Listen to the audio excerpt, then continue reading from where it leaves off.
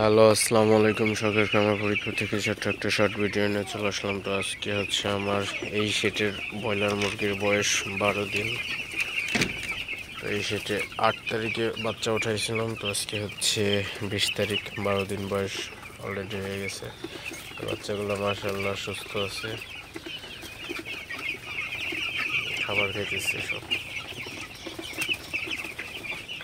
তো প্রচুর পরিমাণে গরম, তো গরম থেকে অবশ্যই বাচ্চাকে সেভে রাখতে হবে।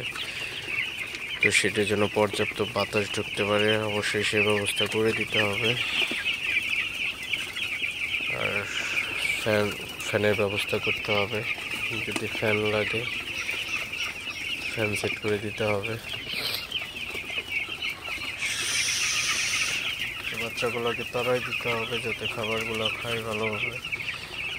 তো প্রচুর পরিমাণে গরম, আর একটু পরেই গরম একটু কমবে।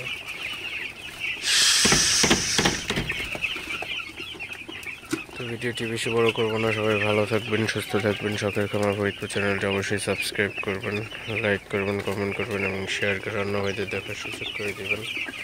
দেখা হবে অন্য কোনো ভিডিওতে। আল্লাহ হাফিজ।